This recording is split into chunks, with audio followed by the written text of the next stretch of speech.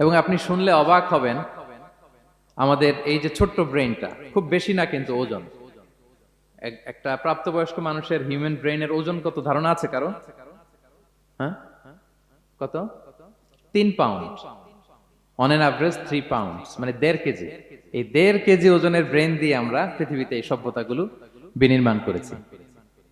এবং আপনি শুনলে অবাক হবেন, আমাদের এই ব্রেইনের মেমোরি ক্যাপাসিটি, মেমোরি স্টোরেজ অনেক বেশি। বিজ্ঞানীরা গবেষণা করে ওনারা জানিয়েছেন যে আমাদের হিউম্যান ব্রেইনের মেমোরি হচ্ছে 2.5 পেটাবাইটস। আপনারা মেগাবাইটের নাম শুনেছেন, গিগাবাইটের নাম শুনেছেন, পেটাবাইট হয়তো অনেকে শুনেন নাই। পেটাবাইট আরো অনেক বেশি, অনেক বড়। তো 1 পেটাবাইটে হয় 1 মিলিয়ন গিগাবাইট। আই রিপিট, 1 পেটাবাইটে হয় 10 লক্ষ গিগাবাইট। তার মানে আমার আর আপনার যে যে হিউম্যান ব্রেইন, এই ব্রেইনের ক্যাপাসিটি হচ্ছে 25 লক্ষ গিগাবাইট। সুবহানাল্লাহ, এত আসতে 25 লাখ গিগাবাইট আমাদের ব্রেইনের মেমোরি বা স্টোরেজ। আচ্ছা বলেন, আপনাদের এই যে আইফোন মোবাইল, এটাতে মেমোরি কত? এক 256 জিবি ম্যাক্সিমাম, ম্যাক্স 256 জিবি। আচ্ছা গেল। এরপর আমাদের ল্যাপটপ গুলোতে মেমোরি স্টোরেজ কত ম্যাক্সিমাম? সাধারণত 500 জিবি, যারা খুব বেশি নেয় হয়তো 1000 জিবি, 1 টেরাবাইট, তাই না? এই তো। তাহলে আমাদের ল্যাপটপ গুলোর মেমোরি স্টোরেজ হচ্ছে 1000 গিগাবাইট। তাতে সারা দুনিয়াটাই যেন এটার ভিতরে ঢুকিয়ে রাখা যায়, ঠিক কিনা? কিন্তু আল্লাহ তালা আমাদেরকে যে দয়া করে ব্রেন দিয়েছেন, এটার মেমোরি ক্যাপাসিটি হচ্ছে 25 লক্ষ গিগাবাইট। আল্লাহু আকবার।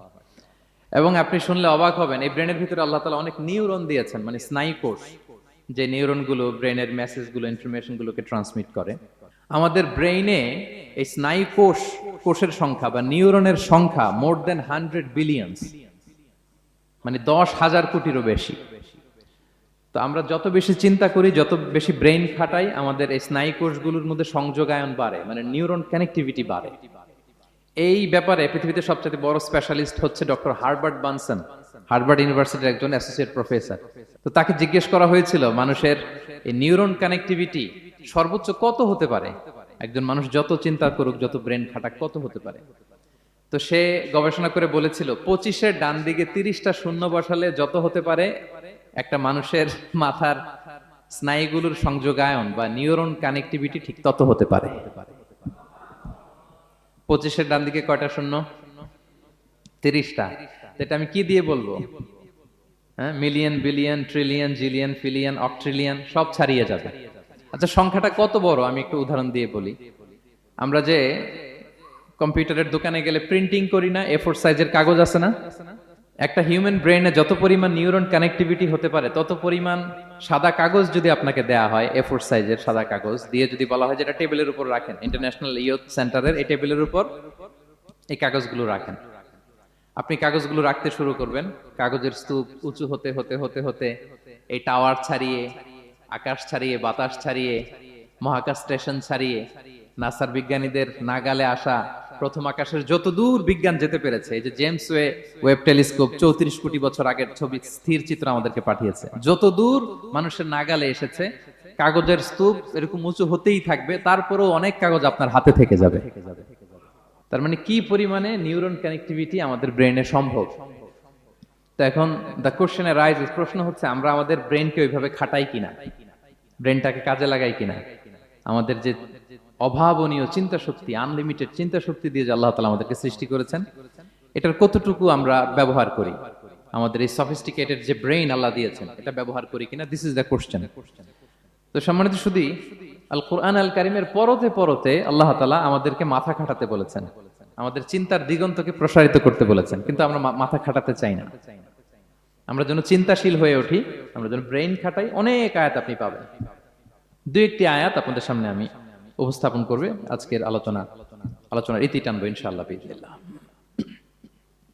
আমরা যেন মাথা খাটাই, আমরা যেন চিন্তা করি, এটা বোঝাতে যে আল্লাহ তাআলা বেসিক্যালি কোরআনে 4টা শব্দ ব্যবহার করেছেন। 4টা, একটু ক্লাসের মতো মনে করেন, তাহলে মনে থাকবে, কিছু শিখে গেলাম। প্রথম শব্দ হচ্ছে আন-নাযার, আন-নাযার। 2 নম্বর হচ্ছে আল-আক, 3 নম্বর হচ্ছে আত-তাফাক্কুর, 4 নম্বর হচ্ছে আত-তাদাব্বুর। আই রিপিট, আবার বলি, আন-নাযার, আল-আক, আত-তাফাক্কুর, আত-তাদাব্বুর। আন-নাযার, আল-আকল, আত-তাফাক্কুর, আত-তাদাব্বুর। বলতে পারবেন চারটা? এক নম্বরে কি? আন-নাযার, দুই নম্বরে আল-আকল, তিন নম্বরে আত-তাফাক্কুর, চার নম্বরে আত-তাদাব্বুর। এই চারটা শব্দ নিয়ে সংক্ষিপ্ত কিছু আলোকপাত করবো ইনশাআল্লাহ বিইذنিল্লাহ। আন-নাযার শব্দটা আপনাদের পরিচিত, একটু ভেঙে বললে বুঝতে পারবেন। আমরা বলি না এই যে নজর দিস না, এই যে নজর লাগবে, বলি না নজর, নজর দেয়া। নজর মানে হচ্ছে তাকানো, তবে সাধারণ তাকানো না, careful look, with deep observation and reflection. এটাকে কোরআন বলেছে আন-নাযার। এটার প্রতি কোরআন আমাদেরকে উৎসাহিত করেছে। পাশাপাশি দুই নাম্বার কি বলছিলাম নজরের পরে? হ্যাঁ, অ্যাটলিস্ট একজন তো বলতে হবে। আল-আকল, আল-আকল, এটাও আপনারা অর্থ জানেন। আমরা বলি না আকল, হ্যাঁ, কিরে তোর কি আকল নাই, তুই কি ব্যাককেল? বলি না আমরা এরকম? ব্যাককেল মানে যার আকল নেই। তো এই যে আকল, আকল থাকা বা আকল খাটানো বা কমন সেন্সকে খাটানো, রিজনিং করা, কোরআন এটার ব্যাপারে উৎসাহিত করেছে। তিন নম্বরে কি বলেছিলাম? হ্যাঁ, আত-তাফাক্কুর।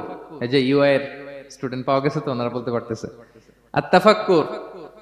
আত-তাফাক্কুর শব্দটা আসছে ফিকির থেকে। ফিকরা, ফিকির। ফিকির তো বুঝেন নাকি? আমরা বলি না যে ফিকির করতে হবে? তো আত-তাফাক্কুর মানে ক্রিটিক্যাল থিংকিং, বিশ্লেষণধর্মী চিন্তা করা। আর সর্বশেষ হচ্ছে আত-তাদাব্বুর। আর তাদাব্বুরটা কোরআনের সাথে জড়িত, কোরআনের পেছনের গল্পগুলো খুঁজে বের করা। আর তাদাব্বুর শব্দটা এসেছে আরবি শব্দ দুবুর থেকে। দুবুর, দুবুর মানে কি? পেছন। তো কোরআনের কোন একটা আয়াতের পেছনের গল্পটা কি, পেছনের রহস্যটা কি, এর নেপথ্যে কি, এর গুরু রহস্য কি, এটাকে বের করা। এই চারটা ব্যাপারে কোরআন অনেক এমফাসাইজ করেছে। তো এই চারটা নিয়ে আমরা কথা বলি। প্রথমে কি বলেছিলাম? প্রথম শব্দটা আন-নাযার। সবাই বলেন তো প্রথম শব্দটা কি? আন-নাযার। নজর মানে কি? দৃষ্টি দেয়া, স্বাভাবিক দৃষ্টি না, গভীর দৃষ্টি, সুগভীর দৃষ্টি। হ্যাঁ, ইংরেজিতে বলে অবজারভেশন বা রিফ্লেকশন। তা আমরা যেন শুধু ফেল ফেল করে তাকিয়ে না থাকি। আল্লাহ বলেছে তাকালে তাকানোর মতো তাকাবা, গভীর দৃষ্টি দিবা। আল্লাহ বলেন আফালা ইয়ানজুরুনা ইলাল ইবিলি কাইফা খুলিকাত ওয়া ইলাস সামাই কাইফা রুফিআত ওয়া ইলাল জিবালি কাইফা নুসিবাত ওয়া ইলাল আরদি কাইফা সুতিহাত। আল্লাহ বলেন ওরা কি নজর দেয় না? আফালা ইয়ানজুরুনা, নজর থেকে ইয়ানজুরুনা ইলাল ইবিলি, ওরা কি উটের দিকে তাকায় না? Don't they see to the camels how masterfully they were created. হ্যাঁ, তারা কি উটের দিকে তাকায় না, কিভাবে উটকে সৃষ্টি করেছি? তারা কি আকাশের দিকে তাকায় না, খুঁটিবিহীন বিশাল আকাশকে কেমন করে বানালাম? তারা কি পাহাড়ের দিকে তাকায় না, কিভাবে পাহাড়কে ফার্মলি সেট করা হলো পৃথিবীর সাথে? তারা কি জমিনের দিকে তাকায় না, কিভাবে জমিনটাকে বিস্তীর্ণ করে দেয়া হয়েছে? সবগুলো বলে আল্লাহ বললেন এগুলোর মধ্যে নিদর্শন আছে তাদের জন্য যারা কমন সেন্স খাটায়। কি বললেন আল্লাহ? আল্লাহ বললেন আকাশ জমিনের সৃষ্টির মধ্যে, দিবারাত্রির পরিবর্তনের মধ্যে, এই যে 24 ঘন্টার 12 ঘন্টা দিন, 12 ঘন্টা রাত, আর নিগতির কারণে এই যে দিবারাত্রি আমরা পাই। এই পৃথিবীটা তার অরবিটে, কক্ষে যেমনি ঘুরে, আবার পৃথিবীটা তার অক্ষেও ঘুরে। যে আপনারা যারা ক্রিকেট খেলছেন এরকম স্পিন বল করেন না? হ্যাঁ, কমন পড়ছে? স্পিন বল করলে বলটা কিভাবে যায় বলেন তো? ঘুরতে ঘুরতে যায়। তো পৃথিবী যখন সূর্যের চারদিকে কক্ষে ঘুরে, ওই ঘোরার মুহূর্তে সে নিজে স্পিনিং হইতে থাকে, ঘুরতে থাকে। ওই স্পিন হইতে তার এক পিঠ থেকে আরেক পিঠে ঘুরতে তার 24 ঘন্টা সময় লেগে যায়। ওইটার কারণে দিবারাত্রি হয়। 12 ঘন্টায় আমরা দিন পাই, 12 ঘন্টায় আমরা রাত পাই। আল্লাহ বলেন এই দিবারাত্রির পরিবর্তনের মধ্যে নিদর্শন আছে।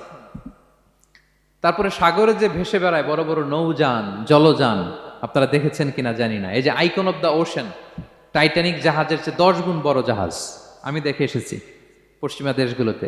এত বিশাল বড় জাহাজ, এটা সামনে দাঁড়ালে এটার দৈত্যের মতো মনে হয়। মালয়েশিয়াতে তো অনেক কন্ডোমোনিয়ামস, 10-15টা কন্ডোমোনিয়ামস একসাথে জোড়া লাগালে এটা যত বড়, ওই ক্রুজগুলো, জাহাজগুলো এত বড়। এক একটা জাহাজের ভেতরে 3000-4000 হোটেল রুম আছে, 8-10টা রেস্টুরেন্ট আছে, ফুটবল স্টেডিয়াম আছে, থিম পার্ক আছে, বিশাল একটা এন্টায়ার সিটি। এই বিশাল ক্রুজগুলো, Icon of the Sea, Virgin Voyages, Royal Caribbean, এগুলো সাগরের উপর দিয়ে ভেসে বেড়ায়। আল্লাহ বলে বল ফুলকিল্লাতি তাজরি ফিল বাহরি বিমা ইয়ানফাউন নাস, সাগরের উপরে বিশাল বড় বড় ক্রুজগুলো ভেসে বেড়ায়, এর মধ্যে নিদর্শন আছে। এরপর আল্লাহ বললেন আমি পানি থেকে সব প্রাণী তৈরি করেছি। ওয়াজআলনা মিনাল মাই কুল্লা শাইইন হাই, সব প্রাণ এসেছে পানি থেকে। বিজ্ঞান এটাকে কনফার্ম করেছে। তারা বলেছে পৃথিবীর সর্বপ্রথম এককোষী প্রাণীর নাম হচ্ছে অ্যামিবা। অ্যামিবা এসছে, জুপ্লাঙ্কটন, ফাইটোপ্লাঙ্কটন, ব্যাকটেরিয়া প্লাঙ্কটন, এভাবে স্পিসিসগুলো ডেভেলপ করেছে। আল্লাহ বলে এর মধ্যে নিদর্শন আছে। এরপর আল্লাহ তাআলা বলেছেন মৌসুমী বায়ু, এই যে বায়ুর প্রবাহ, এতে নিদর্শন আছে। আর আকাশ জমিনের মাঝখানে যে মেঘমালাগুলো ভেসে বেড়ায়, এই সবগুলোর ভেতরে নিদর্শন আছে কাদের জন্য? আল্লাহ বলেন লা আয়াতিন লিকাউমি ইয়াকিলুন, তাদের জন্য যারা আকল খাটায়, যারা কমন সেন্স খাটায়। সুবহানাল্লাহ পড়বেন না? এজন্য বিমানে যদি আপনারা উইন্ডো সিট পান, কি করবেন আজকে থেকে বলেন? উইন্ডো সিটের পাশে বসে বসে রিল দেওয়ার জন্য ভিডিও মেক করব। কি করবেন? হ্যাঁ, আল্লাহর নিদর্শন দেখব, কত ক্ষুদ্র আমি, কত নগণ্য আমি, কত তুচ্ছ আমি, এটা বুঝবার চেষ্টা করব। তাহলে 4টা পয়েন্টের 2টা চলে গেল, একটা হচ্ছে নাজার আর একটা হচ্ছে আল্লাহ আকল। 3 নাম্বার কি ছিল? একজন বলতে হবে। আত্তাফাক্কুর। আত্তাফাক্কুর মানে ক্রিটিক্যাল থিঙ্কিং। ক্রিটিক্যাল থিঙ্কিং করা। আল্লাহ যে আমাদেরকে ব্রেন দিয়েছেন, এটা দিয়ে ক্রিটিক্যাল থিঙ্কিং করা, ব্রেনটাকে কাজে লাগানো, গড্ডালিকা প্রবাহে ভেসে না বেড়ানো, ব্রেনটাকে আমরা যেন কাজে লাগাই। আত্তাফাক্কুর। ইব্রাহিম আলাইহিস সালাম এই আত্তাফাক্কুর বা ক্রিটিক্যাল থিঙ্কিং এর ক্ষেত্রে আমাদের জন্য অনুপম আদর্শ ছিল। কোন নবীর নাম বললাম? সবাই বলেন তো নবীর নাম কি? উনি যেই সময়টাতে পৃথিবীতে এসেছিলেন, তখন কেউ করত তারার পূজা, কেউ করত চাঁদের পূজা, কেউ করত সূর্যের পূজা। আমরা হইলে কি করতাম? কোন এক দলে ঢুকে যেতাম। কি বলেন? এক দল করে তারার পূজা, আরেক দল সূর্যের, আরেক দল চাঁদের। আমরা হইলে কি করতাম? এক দলে ঢুকে যেতাম। উনি ঢুকেন নাই। উনি এই তারকা পূজারী, সূর্য পূজারীদের চিন্তার দেয়ালে আঘাত করেছেন। সুবহানাল্লাহ। ফালাম্মা জান্না আলাইহিল লাইলু রাআ কাওকাবা। উনি কিভাবে সত্যের সন্ধান পেলেন দেখেন। উনি রাত্রিবেলা যখন দেখেন যে লোকজন তারার পূজা করে, উনি ভাবলেন হাযা রাব্বি, তারাই কি আমার রব? পরে দেখে না, দিনের বেলায় তারারে আর খুঁজে পাওয়া যায় না। এখন মনে মনে ভাবে হায় রে, আমার রব যদি আবার মাঝে মধ্যে না থাকে তো আমি যাব কই? এক সময় উনি আসে, আরেক সময় নাই। এরকম খোদা দিয়ে আমাদের কোনো লাভ আছে? যিনি সবসময় আমার টেক কেয়ার করবে, আমরা তো ওই খোদার ইবাদত করি, ঠিক কি না? উনি বললেন না না, এই তারা আমার রব হতে পারে না। এরপর দেখা যায় আরেকদিন রাত্রিবেলা সবাই চাঁদের পূজা করে। কি দ্যুতিময় চাঁদ, জ্যোৎস্না ছড়ায়। তো উনি ভাবলেন আহাদা রাব্বি, এটাই কি আমার রব? পরে দিনের বেলা যখন দেখি না, চাঁদ তো আর দেখা যায় না, চাঁদ তো আর নাই, ভ্যানিশ, ডিসঅ্যাপিয়ার। পরে বলে না, চাঁদ আমার রব হতে পারে না। এবার দিনের বেলা দেখলেন দ্বিপ্রহরের জল জলে সূর্য খা খা রোদ বিলাচ্ছে গোটা বিশ্বে। দেখে যে সবাই এটার ফলোয়ার বেশি, সবাই সূর্যের পূজা করে। কিন্তু আবার গোধূলি লগ্নে সানসেটের টাইমে যখন সূর্যও ডুবে গেল, হায় হায়, উনি বিপদে পড়লেন। এবার আমি কই যাব? সূর্যও তো থাকে না। আল্লাহু আকবার। তখন তিনি ঘোষণা দিলেন ইন্নী ওয়াজ্জাহতু ওয়াজহিয়া লিল্লাযী ফাতারাস সামাওয়াতি ওয়াল আরদা হানিফা ওয়া মা আনা মিনাল মুশরিকিন। হে তারকা পূজারী, হে চাঁদের পূজারী, হে সূর্য পূজারী, আমি তোমাদের কোনো দলের সাথে নাই, বরং আমি আমাকে ওই সত্তার দিকে মনোনিবেশ করলাম, আত্মসমর্পণ করলাম। ফাতারাস সামাওয়াতি ওয়াল আরদ, যিনি আকাশ সৃষ্টি করেছেন, জমিন সৃষ্টি করেছেন। হানিফা ওয়া মা আনা মিনাল মুশরিকিন, আমি শিরক করি না, আমি হানিফ হিসেবে সে আল্লাহর ইবাদত শুরু করে দিলাম। পড়েন আল্লাহু আকবার। তাইলে উনি স্রোতে গা ভাসান নাই, কোন এক দলে না ঢুকে উনি ওনার ক্রিটিক্যাল থিঙ্কিং, ওনার অ্যানালজি, ওনার বিবেককে উনি কাজে লাগিয়েছেন। তো সম্মানিত সুধী, এজন্য চিন্তা করা, এটাকে আরবিতে বলে আত-তাহান্নুস মিন বাকায়া আল ইব্রাহিমিয়া। এটা ইব্রাহিমী চিন্তার অবশিষ্টাংশ। সেদিন ইব্রাহিম আলাইহিস সালাম এভাবে চিন্তা করতেন, গবেষণা করতেন। সূরা আলে ইমরানের 190 নম্বর আয়াতে আল্লাহ তাআলা বলেছেন, যারা আকাশ বাতাস পৃথিবী সৃষ্টি নিয়ে চিন্তা করে এবং সর্ব অবস্থায় আল্লাহ তাআলার জিকির করে, ওয়া ইয়াতাফাক্কারুনা ফি খালকিস সামাওয়াতি ওয়াল আরদ, এবং তারা তাফাক্কুর করে, ক্রিটিক্যাল থিঙ্কিং করে, এবং তারা বলে মা খালাকতা হাযা বাতিলা, হে আল্লাহ তুমি অনর্থক কিছু সৃষ্টি করো নাই। মনে রাখবেন, এই পৃথিবীতে আল্লাহ তাআলা অনর্থক কোনো কিছু সৃষ্টি করে নাই, করেছে? যেটাই সৃষ্টি করেছে এটা এর মধ্যে মানব কল্যাণ আছে না নাই? আল্লাহ তাআলা আমাদের জন্য কল্যাণ রেখেছেন। এবং এই আয়াত যখন নাজিল হল, বিষ্ণু ঈসা ইসলাম বললেন ওয়াইলুন লিমান কারাআহা ওয়া লাম ইয়াতাফাক্কার ফিহা, ধ্বংস তাদের জন্য যারা এই আয়াত তেলাওয়াত করে কিন্তু এই আয়াত নিয়ে চিন্তা করে না, গবেষণা করে না। এবং কোরআনের বিভিন্ন আয়াতে আল্লাহ তাআলা বিশ্বনবীকে বলেছেন, নবী হে, আপনি আপনার উম্মতদেরকে নবীদের ঘটনা শোনান। কোরআনের 3 ভাগের 1 ভাগ হচ্ছে ঘটনা। পুরো কোরআনের 3 ভাগের 1 ভাগ কি? ঘটনা, স্টোরি টেলিং। কারণ গল্প মানুষের মনে দাগ কাটে। আল্লাহ তাআলা বলেছেন ফাকুসুসিল কসাসা লাআল্লাহুম ইয়াতাফাক্কারুন, নবী হ্যাঁ আপনি তাদেরকে কিচ্ছা শোনান, ঘটনা শোনান, নবীদের কাহিনী শোনান। লাআল্লাহুম ইয়াতাফাক্কারুন, যাতে করে তারা ক্রিটিক্যাল থিঙ্কিং করে। তারা লূত আলাইহিস সালামের কওমের ঘটনা যখন শুনে যে আল্লাহ তাআলা আপসাইড ডাউন করে দিয়েছিলেন, তারা যখন কওমে আদের ঘটনা শুনে, কওমে সামুদের ঘটনা শুনে, তারা যেন চিন্তাশীল হয়। এবং বিশ্বনবীর সাহাবী আবু দারদা রাদিয়াল্লাহু তাআলা আনহু উনি বলতেন, তাফাক্কুরু সাআতিন খায়রুন মিন কিয়ামি লাইলা। 1 ঘন্টা কেউ যদি আল্লাহর সৃষ্টি নিয়ে চিন্তা করে, সেটা সারা রাত তাহাজ্জুদের সালাত অফার করার চেয়ে উত্তম। আমরা অনেকে মনে করি শুধু তাসবিহ পড়াই ইবাদত, জিকির করাই ইবাদত, শুধু কোরআন তেলাওয়াতই মনে হয় ইবাদত, শুধু কিয়ামুল লাইল করা ইবাদত। কিন্তু বিশ্বনবীর সাহাবী, যিনি ইসলাম আমাদের চেয়ে ঢের বেশি বুঝেছেন, তিনি বলেন আল্লাহর এই সৃষ্টি শৈলী, এই সৃষ্টি নৈপুণ্য নিয়ে 1 ঘন্টা চিন্তা করা, ক্রিটিক্যাল থিঙ্কিং করা, সারা রাত নফল তাহাজ্জুদের চেয়েও সেরা। এবার বলেন, আমাদের চিন্তা করার দরকার আছে না নাই? ব্রেনটা খাটাবেন তো? এই যে যারা কনভার্টেড মুসলিম হয়, এরা কিন্তু অনেক চিন্তা ফিকির করে, নিজের সাথে নিজে বোঝাপড়া করে, ক্রিটিক্যাল থিঙ্কিং করে, তাদের অ্যানালজি কাজে লাগিয়ে, আল্লাহর দেয়া ব্রেনকে কাজে লাগিয়ে এরপরে শাহাদা পাঠ করে, এমনি এমনি না। এই যে কিছুদিন আগে আমেরিকান এক পপ স্টার কালেমা পড়ছে না? আপনি জানেন একটা ধর্ম চেঞ্জ করা, একটা ফেইথ চেঞ্জ করা, এটা কত বড় সিদ্ধান্ত? হ্যাঁ, বাপদাদার ধর্ম বয়স 30-40, এতদিন যে ধর্ম মানলাম, এটাকে চেঞ্জ করে নতুন ধর্মে কনভার্ট হয়, এটা কত বড় সিদ্ধান্ত? Could you imagine that? It's not a joke. নিজের সাথে নিজের অনেক বোঝাপড়া করতে হয়, তারাই ক্রিটিক্যাল থিঙ্কিং করে। এবং বিষ্ণু ঈসা ইসলাম, উনি নবী হওয়ার আগেও এই চিন্তার ইবাদত করতেন।